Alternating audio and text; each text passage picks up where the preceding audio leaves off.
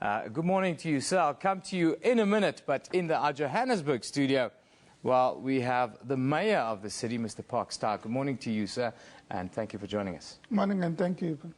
Now, Mr. Tarr, the C40 Climate Summit just took place in Johannesburg, just finished. If I can ask you to just tell us about the outcomes of that summit, and then also, are you happy with where the city is going? Certainly, thank you. The summit took place over a period of 3 days. We used the summit as a network of 63 cities now that are involved in climate change, work to review the work that's been done. And one of the reports that was published at the summit was a review of the work that's been done by cities in the 63 cities over the past 2 years. And there are more than 8,000 action initiatives in the various cities that have taken place.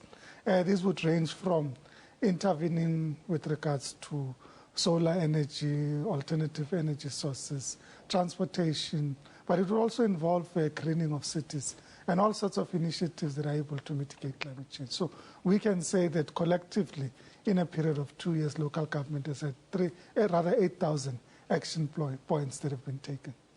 Now, the last week or so, we've seen real bad weather, flooding and so forth in Johannesburg.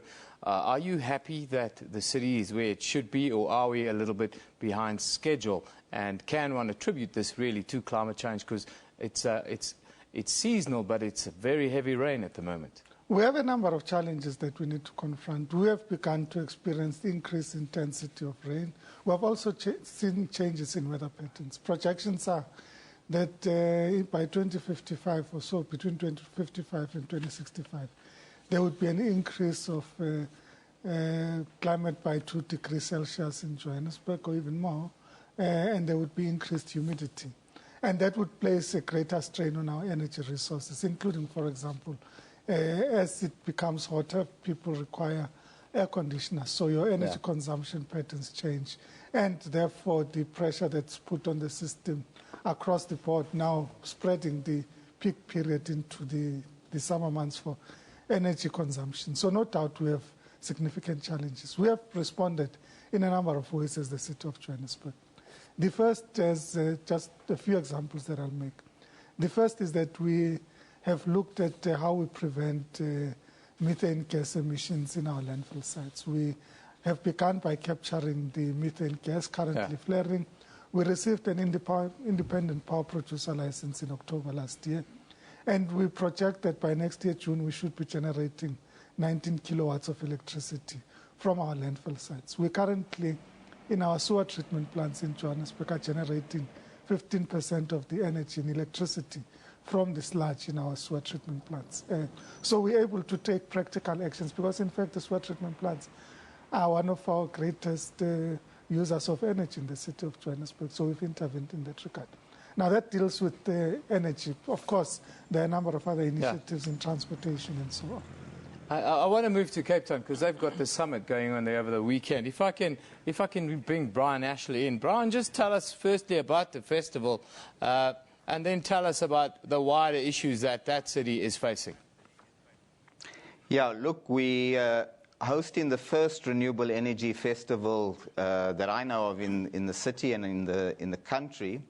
And the idea is to make renewable energy a viable and a source of energy which people can say this is not some hippie bohemian thing. This is a real source of energy that we can build our industries, run our home appliances and everything on. So we're doing this in a way in which we bring in the public there, bring in different sectors. We expect about 5,000 people to participate in a very fun-filled day of exhibitions, forum discussions, debates on climate change, where we'll have various activities for the children as well. There'll be a science center where we'll be able to see renewable energy gadgets and participate in making renewable energy very vivid and live for people. I wanted to ask you, I've read that South Africa is one of the ideal countries in the world to generate renewable energy. Firstly, is that true? And then secondly, tell us why are we investing in coal then so much? Well, we have probably got the best renewable energy resources in the world if we consider the amount of sun we have, and on our coast the possibilities of wind. And of course there are new technologies being developed in terms of generating our electricity from tidal shifts and movements and so on. So we've got tremendous possibilities. But up until recently, renewable energy was quite an expensive resource, but it's dropping and it's now below coal, cost of coal in terms of solar and wind. And this makes it an extremely viable. Of course, there are challenges in terms of storage of renewable energy because the sun shines during the day, so we need to be able to store electricity so that we can use it at night. But these challenges are being overcome now. So the real problem that we're facing is this huge investment that we've made in coal. We've got a very powerful vested interests in the coal industry, which are reluctant to see renewable energy replace it as the main form of our energy. But the beauty of renewable energy is the amount of sustainable jobs that can be created by such a shift. And that's what my institution is all about. We're promoting a campaign which we call the 1 Million Climate Jobs campaign. And this Renewable Energy Festival takes place in that context. And what we are saying is that if we produce our electricity from renewable energy sources, that alone, if we did 50% of our energy from renewable energy, would create 150,000 jobs over 10 years. Similarly, as the mayor was indicating, there are many, many jobs that can be created by taking polluting trucks and cars off the road and expanding our public transport. Challenge to the mayor and to other cities, of course, is to retrofit our buildings to be energy and resource efficient.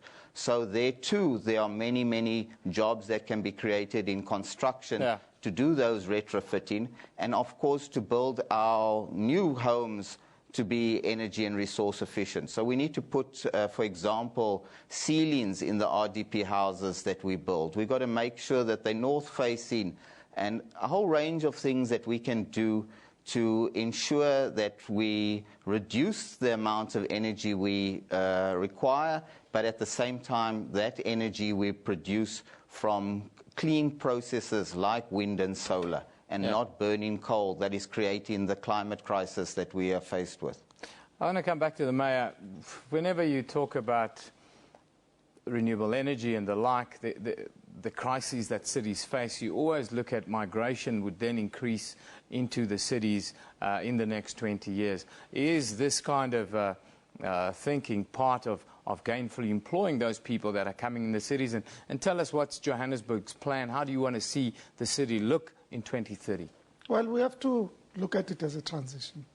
It's a transition from currently utilizing coal as our primary energy source, and the reality that it is abundant in the country, so we're still mining the coal.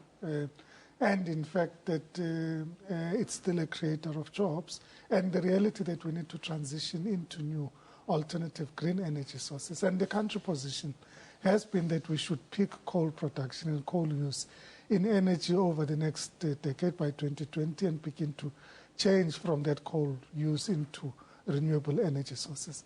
Our view as the city of Johannesburg has been that we should progressively move in the direction of particularly photovoltaic solar panels as a means of providing energy into the future and manage it together with the coal transition that I think the country is undergoing at this stage.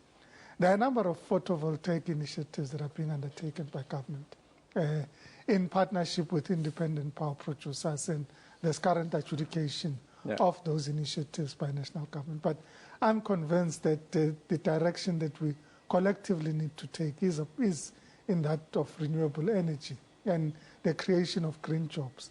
It is a transition, as I said. It is the reality that we're moving from one sector into another sector, and how we manage it should be cognizant of the reality of price, jobs, and the economy. Because the reality is that our energy has become very expensive, and we need to look at solutions that factor into this cost, the impact on the pocket of the consumer, so to say. And that's part of how we're going to have to manage this transition. Well, we could carry on this conversation, I think, for the rest of the hour, but we've run out of time, unfortunately. Brian Ashley, the head of Alternative Information and Development Centre in Cape Town, thank you for joining us, and all the best to the festival there over the weekend. And the Mayor of Johannesburg, Mr. Parkstar, thank you for joining us. Thank you very much. While we move on now, people in the northwest frequently complain about bad roads. Provincial MPs decided to inspect it. And while they were there, in somewhat of an ironic twist, they witnessed an accident firsthand. Take a look at this. Perhaps the hand of fate. An inspection tour gave MPs a hard dose of reality. The words of a member of the committee nearly became a self-fulfilling prophecy. As we speak, the road continues to kill our people. And the road continues to be more expensive because the last amount that we were given by the department was 220 million rand. That was spent already on this particular road, whereas the initial amount of the road... This guy, what is he doing? He just... And then it happened. An accident right while he was speaking, proving that some MPs might well be prophets. Solufelo Matibedi, SABC News, Koster-Lichtenberg Road. Well, fortunately, nobody was injured, but you can't say that SABC News does not bring you the news as it happens. That was yesterday, and I can tell you that road was in a bad state. As you could see, the car literally bounced and the other one went off the road. So let's hope those roads can get fixed. Let's take a look at what you are thinking and saying on social media. Shiham Nordin, nothing can be done. We don't even know if Corky is alive. It's just heartbreaking. There has to be a deadline. To not know what the fate of your loved one will be should be heart-wrenching. Prayers to Corky's family at this time, says Sandler. Eileen says that the Imperial, Pierre Corky, can't even begin to imagine what he's going through, hoping that he's released and returned to his loved ones. Of course, the deadline for that release tomorrow. Gift of the Givers says they're hoping to hear today from kidnappers of Bloemfontein school teacher Pierre Corky. And then Jonita Koopman says, Yolandi Corky's heartfelt plea to release her husband was the saddest thing I've ever heard. Release Pierre Corky, she says. Keep your comments coming. We love it. It's at SABC Newsroom. That's our Twitter page. And of course, sabcnews.co.no. It's sabc.co.za/news. That's where we live. After the break, look at the final registration weekend for the 2014 general elections here in South Africa. This is Newsroom on SABC News.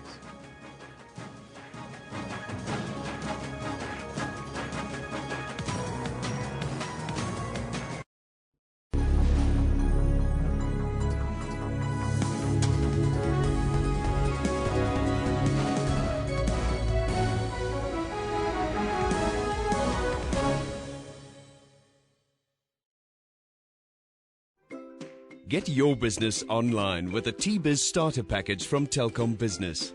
Get up to 2 megabits per second ADSL with 5 gigs soft cap internet data and 5 gigs promo data, free domain registration, free 1 gig storage with email accounts, and free night surfer data and social media data, all for just 249 Rand per month. Call, click, go to a Telkom store. Good evening and welcome to Afro Showbiz News. My name is Musam Khalifi. Somali-American-born actor Pakadi Abdi stars in the movie Captain Phillips. The young actor who had been working as a limousine driver found himself alongside Oscar winner Tom Hanks. 12 Years a Slave has recently held at the European premiere in London. The movie has also been nominated for the Oscar Awards next year. This comes after its screening in Toronto. Yeah, it definitely took me a moment of going back to the book, of kind of trying to figure it out. But that's Afro Showbiz News, Saturdays, 7:30 p.m. on SABC News.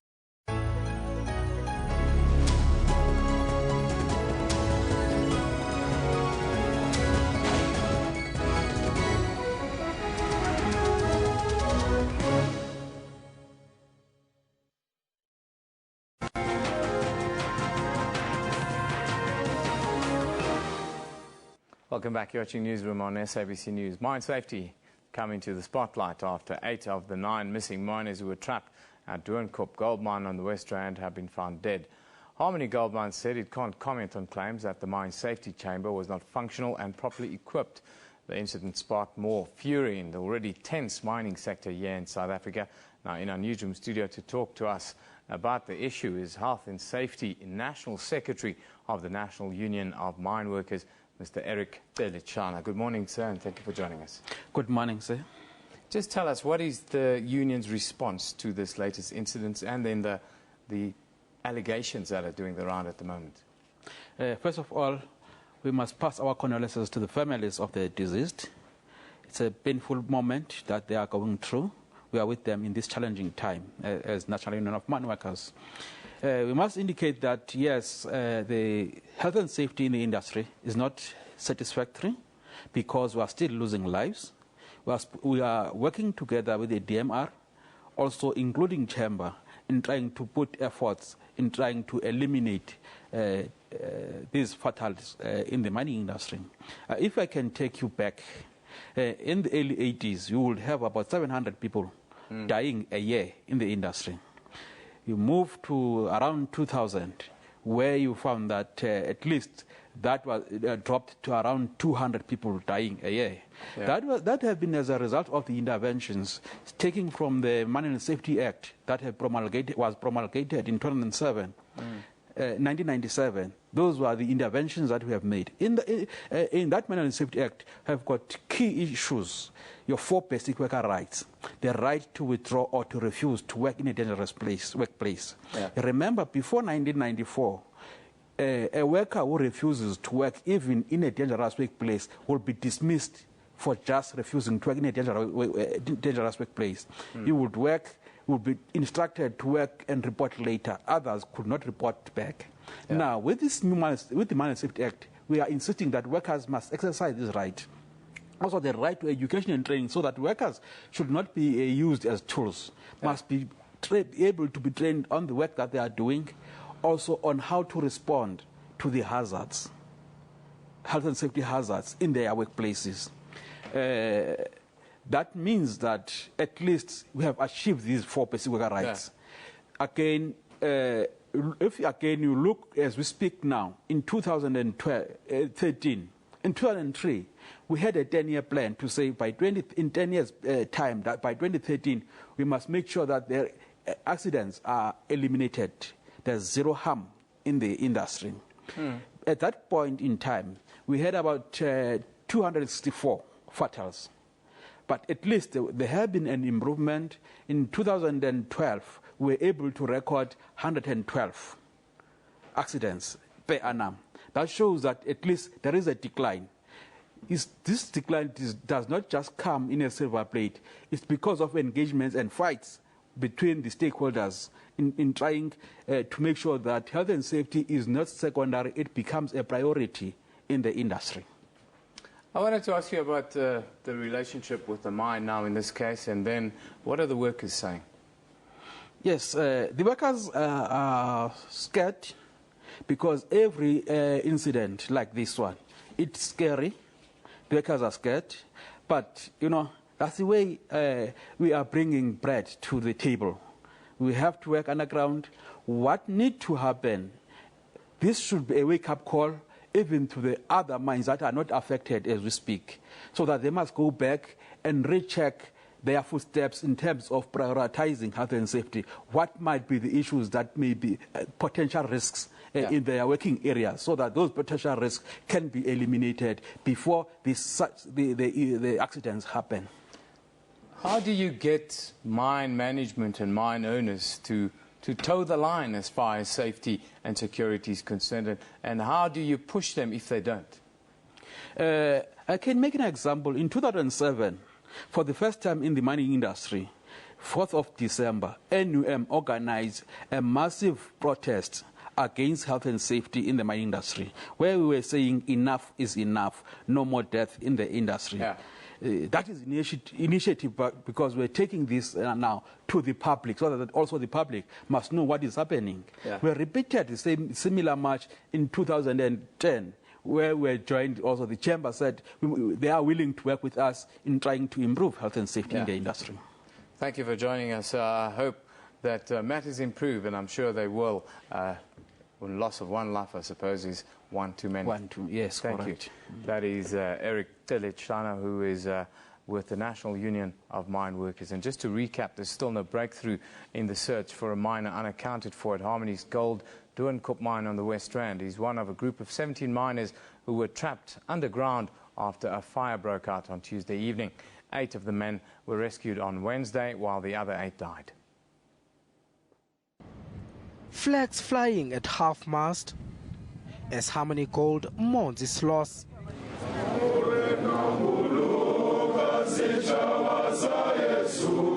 This is the worst mining accident in South Africa in nearly 5 years. It's a very sad day for the industry. It's a sad day for the company. There's a whole process that's underway. We will give the total support from Harmony. Rescue teams battle flames, dense smoke and debris for over 30 hours. Just after midnight, they located the bodies. One miner still hasn't been found. We continue to look for him as if he is alive.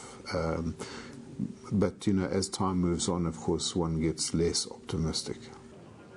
Harmony Gold is now being accused of flouting safety regulations. Government wants this probed. Miners say the deceased were from Swaziland, Lesotho, Mozambique and South Africa. Families of the deceased are yet to arrive at the mine. Mangoba Mkhunu, SABC News, at the Doornkop shaft at Harmony Gold Mines. South Africans will have a final chance to register for the upcoming elections this weekend. The Independent Electoral Commission made another registration weekend available to ensure that as many citizens get a chance to make their mark. Today in studio, we are joined by Mr. Sai Mamabola from the IEC to talk about their readiness for the weekend, but also for the elections. Good morning. Thanks for joining us, sir. Good morning. Thank you. It must be worrying times as we go into these last round of registration with all the amount of service delivery protests and threats going on, people threatening to boycott on all of this. How does this affect your preparations for this weekend? Of course, these are matters that are significantly outside of the control of the Commission. However, we acknowledge the constitutional rights of those who want to protest, and we think that the democratic space is created for them to express whatever dissatisfaction they may have. Well, as we say that, we are also conscious of the need for them to respect the rights of those who want to register and therefore be in a position to record their political choices. So we anticipate that the leadership of the communities that are in protest will give us the space to allow those who want to register an opportunity to do so. How do you ensure the safety of those that want to register and vote, especially in these areas where we see this kind of turmoil? Our view is that the solutions reside within the province of the political leadership at all levels. We do think that engagement with these communities is necessary and important so that political solutions are found to those problems. As the very last resort, we would need to secure our registration points, our staff and equipment by deploying the security services. There was also recent reports about vote rigging. How do you manage that kind of thing when your credibility comes into fire? And what's your message to the voters with that in mind? It's important that we don't give allegations the currency of the truth, especially in circumstances where courts are evaluating the matters. I think, in all fairness, we need to give the courts the space to evaluate evidence before them and to reach a conclusion. The Electoral Commission continues in its endeavor to provide an impartial and independent service to the South African electorate. And to that ideal, we remain unfazed. So we are committed to that. And we are promising South Africans an electoral service that is free of any partiality or such other things. One of the idiosyncrasies of South African elections, not just now, not just the by-elections, but historically speaking, has been the busing in of voters to certain areas. It's happened many times and it will happen again. How do you manage that process and how do you make sure that with that in mind there's fairness? Look, we've got to go back to the founding document of our constitutional democracy, which is the Constitution. And the Constitution demands two important things. Firstly, that you must be a South African citizen. In other words, you must have an identity book. Yeah. That's one. Secondly, you must be 18 years and older in order to be on the voters' roll. It does not require. It does not make any other requirements.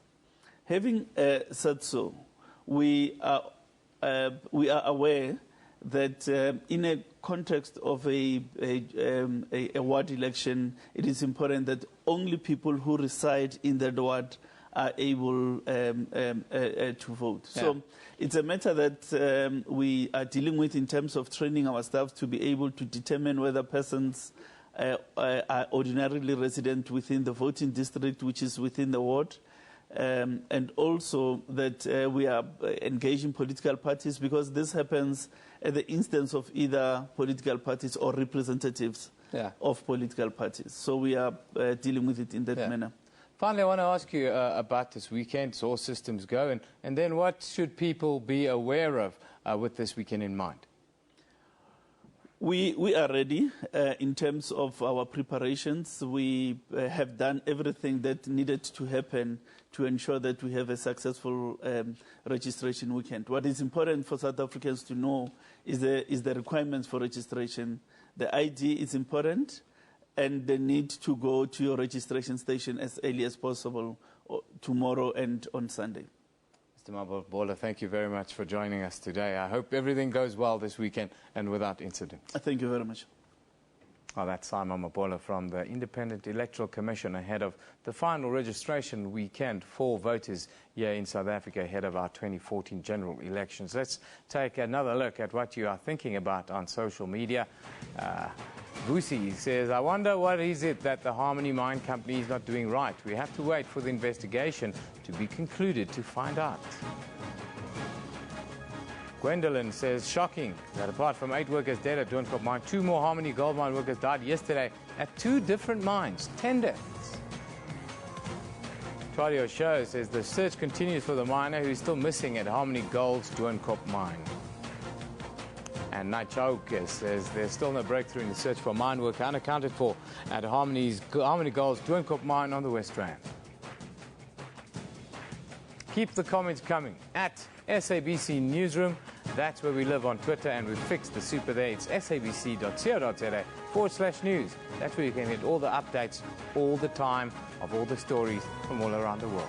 After a short break, well, the selfie was the official word of 2013, according to the Oxford Dictionary. We look at the rise of self-obsession after a short break. You're watching Newsroom on SABC News.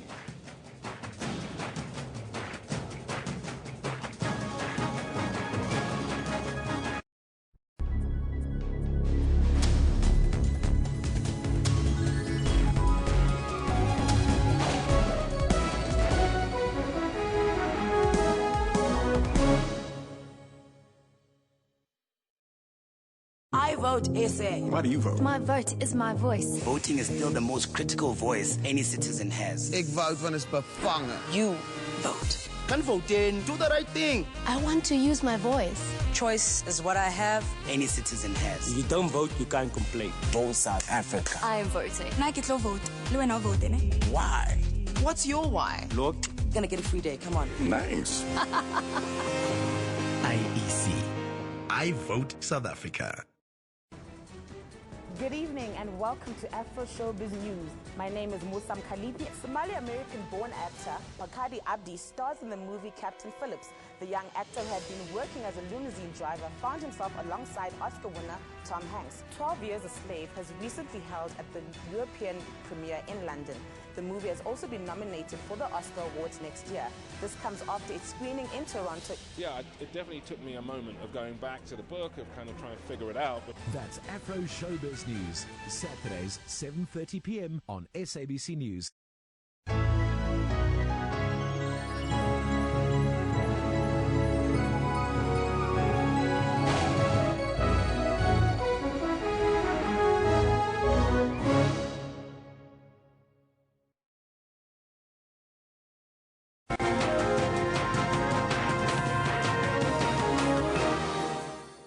Welcome back with Newsroom on SABC News. Let's just recap the headlines. There's still no breakthrough in sight in the search for a mine worker unaccounted for at Harmony Gold's Doornkop mine on the West Rand. 8 of the men were rescued on Wednesday, while the other 8 died. Rescue workers have been on duty since the accident on Tuesday night. The Independent Electoral Commission is confident that more South Africans will register this weekend to vote. Just over 24 million South Africans have so far registered. This represents 77% of the estimated voting age population of around 31 million. Home Affairs offices across the country will also be open to assist with identity documents which are needed to register and vote. And the wife of kidnapped Bloemfontein school teacher Pierre Corky says her husband is gravely ill and will not survive captivity. In a last-ditch effort to save his life, as the Saturday deadline for ransom for release approaches, Yolanda Corky made a desperate appeal for a stay of execution and his unconditional release. The kidnappers won 33 million rand for her husband's freedom. Yolanda Corky has urged the group to release him. Now, in 2013, it was dubbed the official word of the year by the Oxford Dictionary, beating out twerk and a host of other internet and social media related terms. Now, famous photographer David Bailey, who's photographed people like Kate Moss, Mick Jagger, you name it, has come out saying that the selfie won't even survive the year of 2014. For those who don't know, a selfie is the art of holding camera out to take a picture of yourself.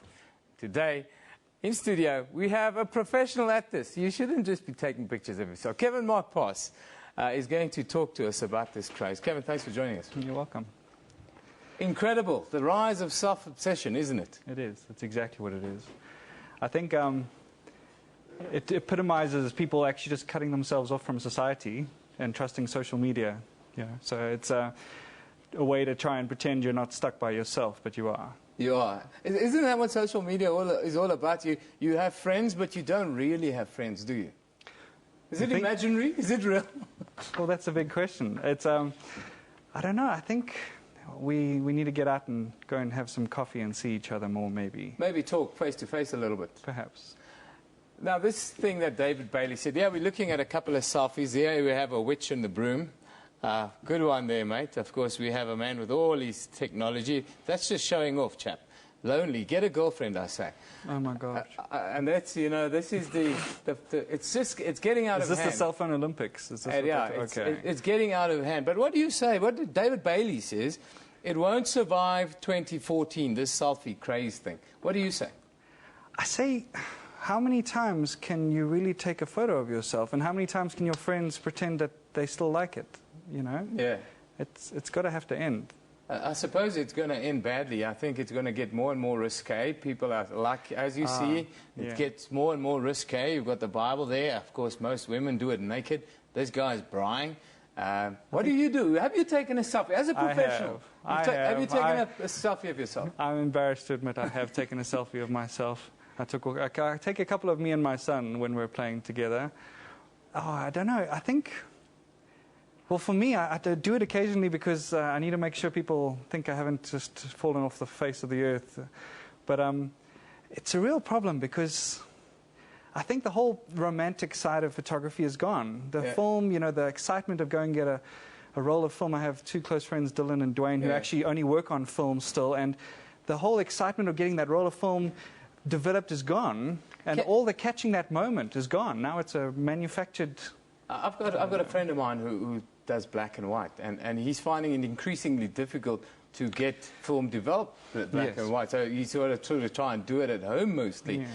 That brings me to the question. Technology's changed so much. Everyone, I mean, I can take proper pictures now. Everyone can take. How has it affected your life and your world as a photographer, and how do you see it going forward? Well, nowadays, I guess everyone feels they're a photographer, but there's a double-sided, sword to that. Obviously, there's thousands of photographers trying to do maybe a couple hundred photographers worth of work, but when a great photo comes along, when a great photo comes along from a great photographer, it actually highlights it, because we're so bombarded with rubbish photos, rubbish selfies, rubbish low-quality images taken at awkward moments with bad lighting at a strange time. It's maybe a few too many to drink, or exactly, all sorts of dodgy stuff. Exactly. I want to talk to you about your favorite sort of selfies. These are these selfies? No, these are images I've taken. Oh, these are images here. I was about to say, these girls are good. That's fantastic work. Let's talk about the art that's in your work. And do you think that the rise of the selfie is taking away from the art of photography? I think so, maybe. Because real photography is a moment where you capture someone's... Oh, it sounds like such a cliché about capturing someone's soul, but really... If you really take a photo beautifully, and I love looking at these photos because they are elements of these people in these images, and I don't think you can do that with a selfie, because how do you get a spontaneous moment if you're the one pressing the button at that favorite angle that you've decided is the perfect angle for yourself? Do you think people now appreciate photography less, or appreciate good photography less because of the selfie? No. No, I think a great photo will always be a great photo. Maybe, I think only really educated people have ever really appreciated great photographers in the past anyway. So those people are still appreciating great photographers. Okay, finally, you've got about a half a minute to tell those people that are so self-obsessed and are going to go out and take pictures now themselves how to take a good picture. You just need to get some nice light. And get over yourself. Whatever you think is not working about your face and your ears. There we go. We took a selfie in the gallery before. Good This man. is some of the That's stuff. Anton. That's our producer, Anton Meyer. Who's that? A Kardashian, I believe. Okay. I thought I remembered her. I think you just need to the most important thing about a photograph is how you're feeling. It's not the angle. It's not the lighting. It's really just about... feeling okay about yourself. And you should. Sharing the love a little bit. Yeah, you should feel okay about yourself. Okay, You're so made well. it's less about showing off and more about sharing the love with those that are going to see it. Yeah, and if you want a real photo, then you come and find a real photographer, maybe. Kevin Markpass doing the sales. Yeah, he's available here in Johannesburg. You can come on our Twitter page if you want him to take pictures at any time. I'm a professional. Kevin is your man. Thanks for coming today. That was really good. Kevin Markpass, professional photographer here in Johannesburg, in studio to talk about the selfie, but on more serious matters.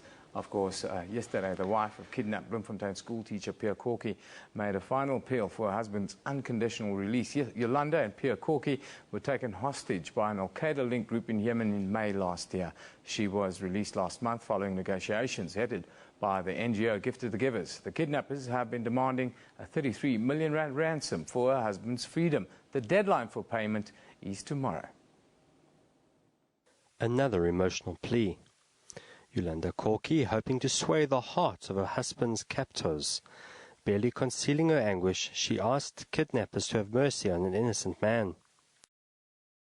An honest person who served the poor people through his teaching. My 2 children and I miss him terribly. He was just an ordinary man from South Africa. We wish to plead with you, please. Release Pierre like you released me. He is gravely ill, and he will not survive captivity. With 1 day remaining before a planned execution and 12 days of silence from Pierre's kidnappers, the family is seeking divine intervention. A prayer service will be held tonight at Christ Church in Mayfair. It's another big sporting weekend ahead, and well, Samantha Mori from our sports desk joins us. Good morning, Samantha. Morning, Eben. How are you today? Well, thanks. Samantha, this much anticipated cricket series between South Africa and Australia is now drawing nearer and nearer, and the days seem to be getting longer and longer to get there. Been a lot of talk ahead of it, hasn't there? Absolutely, a lot of talk. It's a massive series for both teams. I mean, Australia just come off beating England in the Ashes 5-0, and South Africa is unbeaten in the last 6 years in a series. So very, very exciting for fans alike, and also considering what's happening behind the scenes at the ICC at the moment. That proposal is going to be voted on on Saturday.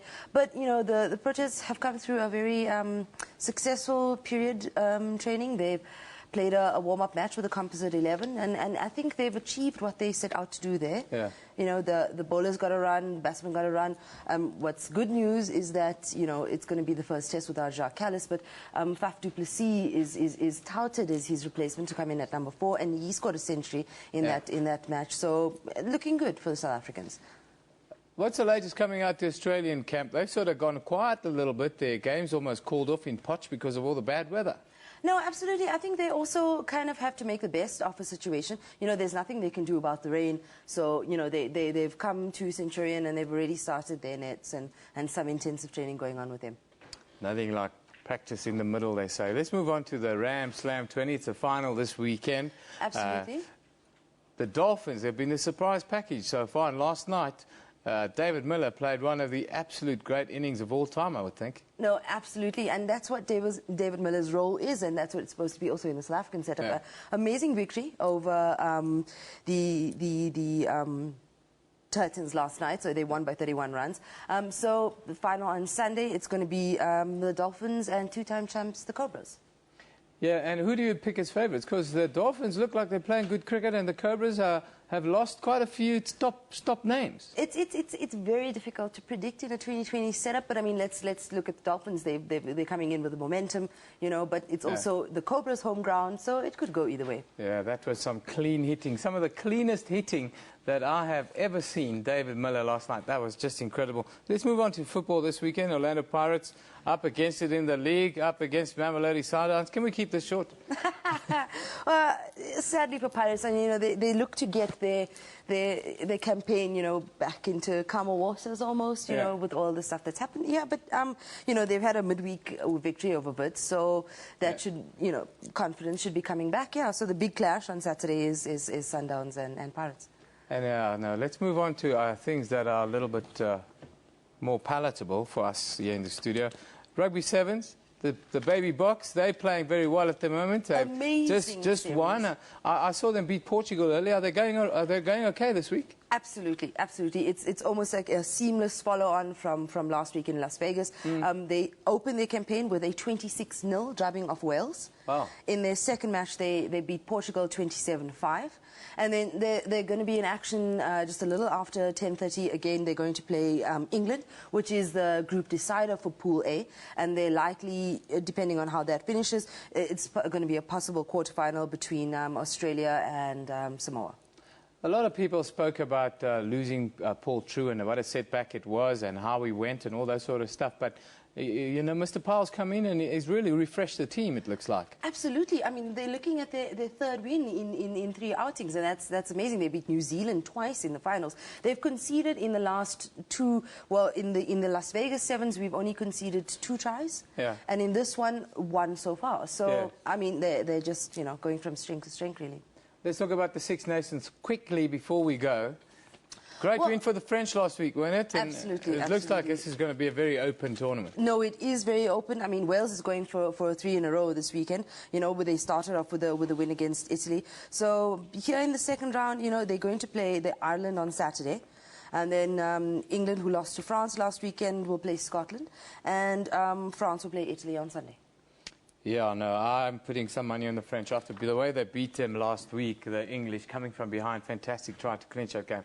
I think they might be odds on to win it this year, but they did finish last year. Thank you, Samantha, for joining us this morning. That's Samantha Mori from our sports desk giving us a little update or a little look into what we can expect this weekend. Let's take a final look at what your thoughts are on social media this morning. Memorable Bang says, let's hope the Sochi Games happen without any incidents, I would think. Stuart says, I don't know about you, but I'm super excited to watch the Jamaican bobsleigh team at Sochi. Real life cool runnings. Yeah, man. Keep it in Irish, keeping it together, man. Are things really that bad in Sochi, or Americans just being, well, Americans? I suppose that's the question. Russian police officers are shooting stray dogs on the streets of Sochi. Well, last time I was in Moscow, they were removing vagrants off the streets forcefully and took them out to Siberia for the 2 weeks of the event. So shooting dogs is pretty much on par. Dave Mercer, well, we've missed it's supposed to be the Olympic Games. Easy mistake. Sochi thought they were hosting the Hunger Games. Sochi problems. Well, everyone thinks about the problems. In South Africa, we have problems, but I like to think they are happy problems. At SABC Newsroom, that's where we are living.